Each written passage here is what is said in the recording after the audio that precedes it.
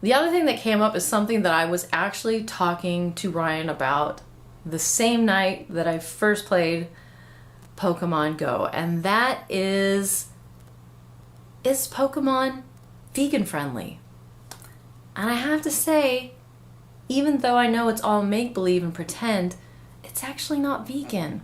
Listen, the point of this video is not to throw darts at Angie from Happy Healthy Vegan. In fact, I agree and think some of the points she makes are very real. And I think she's kind of brave for tackling this topic. But I also feel as though some things in her analysis were missed.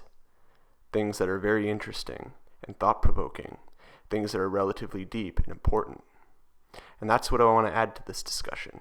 Now, it's not entirely clear if Pokemon are really animals. They have personalities and they have a will to live and they have thoughts and feelings. I have to agree with Angie on this one. I think Pokemon are totally sentient.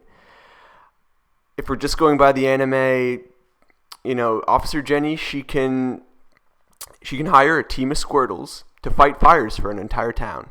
She can expect that they'll understand the duties of that job and that they'll carry them out. That's totally something that's characteristic of a sentient individual. But I don't think they're animals at all.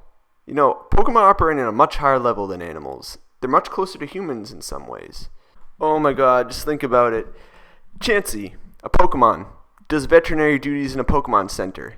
Basically takes other Pokemon in that have been hurt battling with their trainers, heals them, just so they can go out and get hurt again at the hands of their trainers.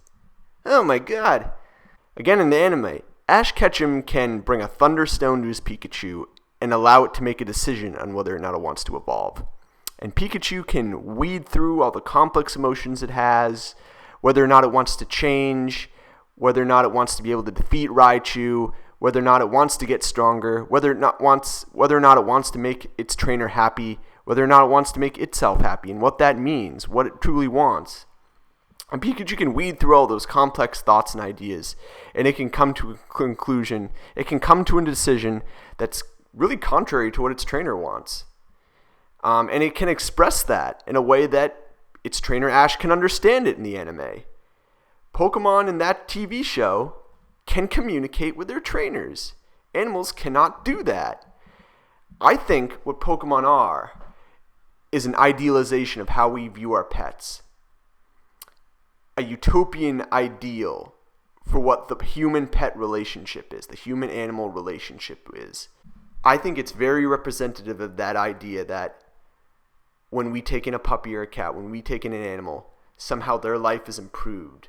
Somehow they're actualized in a way. Pokemon, under a trainer's command, evolves, becomes more powerful, leads a much more meaningful life. Apparently, they're by our sides, on hand, fighting it all with us. And I think that's in a lot of ways how we think about our pets. So I think it's reflective of that. And again, I would agree. I don't think that's vegan friendly. But it's also not the whole story here. The whole crux of the game is that humans, the trainers, are going around capturing these sentient beings. So the idea for the Pokemon video games actually originated from the mind of a man named Satoshi Tajiri. He is currently the CEO of Game Freak. He is basically a god at Nintendo. There's a really interesting interview that he did that I could probably find online if I wanted to, where he talks about the lifestyle he lives. He talks about how when he's working, he actually sleeps for 12 hours, works hard for 12 hours, sleeps again for 12 hours, works again for 12 hours, and just what is an unreal rhythm. But he grew up in Japan. He grew up as a bug collector. He would go out into the forests in the town where he lived, and he would collect insects. That was his passion in life as a child. And when he grew up, or as he grew up, as he got older, he saw urbanization occur in the areas around where he lived. He saw the areas for children to go out and explore and capture insects as he had enjoyed as a youngster. He saw those areas and those opportunities diminish as his country and as his area was developed. So a large reason for why he created this game, why he designed it the way he did, and his intention for it, was to simulate what he experienced, what he enjoyed, to travel to unknown parts of your area and see new insects, capture new insects, and build your collection. So the collecting, capturing aspect is very real for him. It's very real for what he believes can be valuable to children, for a learning experience, for a growing experience. But also the aspect of urbanization, the aspect of development, that's very real in the way he designed his games as well. And I think especially within the original storyline, that is very prominent. It's a very serious archetype that he goes for. And some of you might come away from this video thinking that I've overthought things, and maybe to some degree you're right. But I think for very small details within that game, if you look at them and you tie them together, there's very true meaning that has value when looking at a deeper level at the whole story. And I don't think it's a coincidence that the creator designed the original town, the main character's town in the games, the first town you encounter in the entire world of Pokemon. I don't think it's a coincidence that he designed that town to look just like his own hometown where he grew up and experienced the things he's experienced. And I don't think it's a coincidence that he named that town. The Japanese name for that town is Masara, which means pure white. And I don't think it's a coincidence that the signage for that town reads, "The place where the shades of one's journey lies ahead." The shades of one's journey. The darkness of one's journey. There's real foreshadowing there that I think matters. I have captured 2 Pokemon. I haven't trained them or brought them to the gym. So basically the original video games work the same way Pokemon Go works. You catch Pokemon, you battle gyms, you get items and stuff. In the games though, it's more poignant. You start out with 1 Pokemon, you build a team of 6, you level them up, you catch lots of Pokemon, you battle 8 gym leaders. When you defeat them, you go to the championship leagues. When you defeat the championship leagues, you become the strongest trainer in the region. That's when the storyline ends. For a long time now, I've been under the opinion that the order of the gym leaders in that original generation, those red, blue, and yellow games, is really important. I think there's real meaning for why number 1 is number 1, number 2 is number 2, number 8 is number 8, all through. And it's more than just what level they are, and that they get stronger as you go through the game. But their personalities, who they profess to be, their backstories, imbued within those, I believe, is the concept that power, increasing power, corrupts. The first gym leader in the original games is Brock. He is the idealization of what a Pokemon trainer should be. He works for the community, he helps out wild Pokemon, he trusts in his Pokemon over anything else, and he hopes that they trust in him. The second gym leader, Misty, water trainer. Her personality is that she wants to battle strong trainers, that she wants to learn new strategies, and she wants to test her abilities. The third gym leader, Lieutenant Surge, the electric trainer, the American.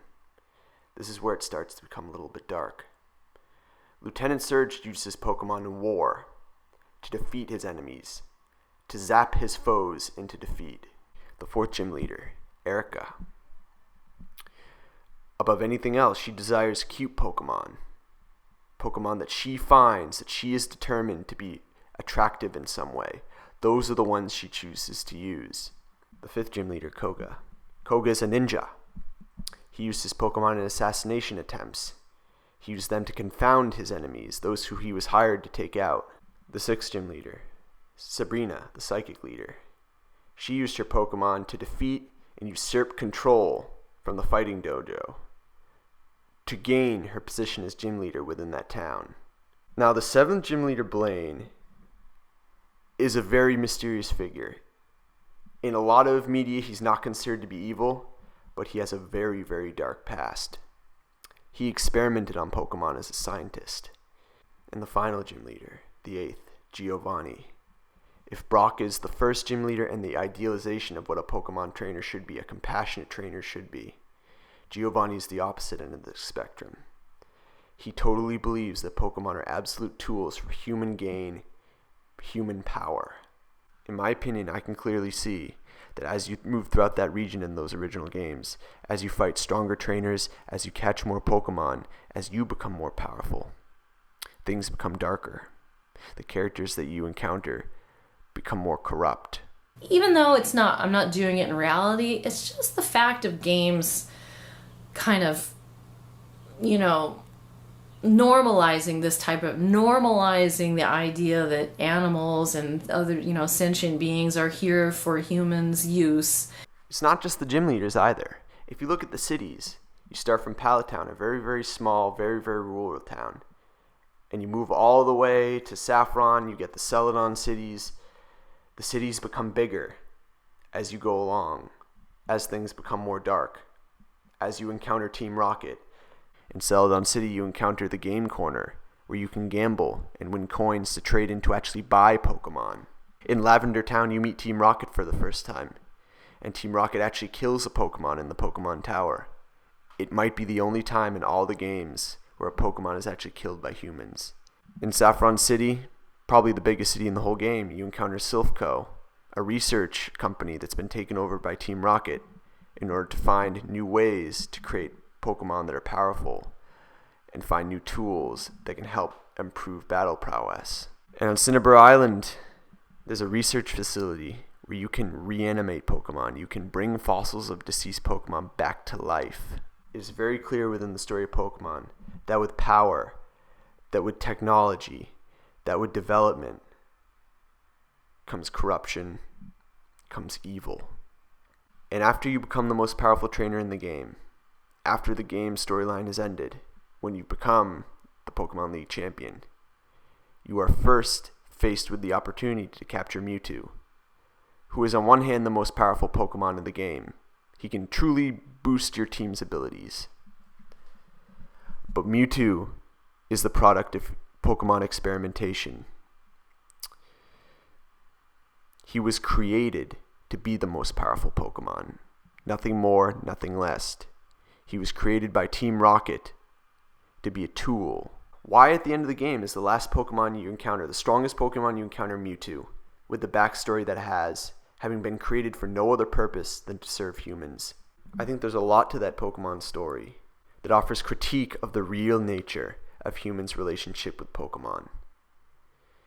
If Pokemon are very similar to animals, what does that say about our relationship to animals? What does that critique about that? And your decision whether or not to catch him is important. I think it's interesting that the motto of the Pokemon franchise is gotta catch 'em all. But in the end, you become the most powerful trainer. You beat the championships. You become the league champion. Then the game ends. Why aren't you forced to catch all the Pokemon? Why would catching Mewtwo, the last Pokemon, not be an important part of the storyline? And I wonder if it's indicative of a bigger question that the Pokemon franchise and its creator wants you to answer. Having gone through this region, having gone through all these different parts of this region in the game, seeing all these powerful trainers, seeing all this corruption, seeing all this development and what it means, and in fact coming back for the 8th gym and having the worst trainer, the most evil, right next to your home, right next to your pure white beginnings, having it encroach on everything that was pure and good and natural. I think that goes back to the creator who saw urbanization, who saw the corruption of human development come near his home. And in some ways, I wonder if he wants to know what your answer is. Do you want to capture Mewtwo, the most powerful but the most troubled Pokemon as well? Do you want to finish the Pokedex? Do you want to catch all the Pokemon? Or maybe after everything that you've seen and experienced, maybe you decide not to. Maybe that's the highest ideal. Maybe you leave it alone. Maybe you realize the price of power, the price of success in that world, what it comes with, and you choose not to. You choose to abstain. I think in some ways that's a very vegan-friendly message. But I don't know. Am I taking it too far? Is it crazy to feel like I'm going against my moral ethics by playing a game? So I think Pokemon, has a lot to say critiquing itself and the capturing of Pokemon that you have to do in order to play the game. The training of Pokemon and the battling as well. I think at the end of the day, there's some positive messages, there's some negative messages. It's really yours to choose. My only goal for this video is to provide you with some more information, and I hope you come out of this being able to make a more informed decision on what is kind of a novelty topic within veganism. But Pokemon Go looks like a fun game, and it's just a game. Pokemon aren't real. There's no real cruelty going on here. There's no real suffering. If you want to try it, if you feel like you can do it as a vegan, I'd say go for it. I'm just, happy that I got to finally share my game theories for once. Oh my god, everything is just spinning. I feel like the universe is just connected with all of us right now. I mean, how much fucking dope did you smoke?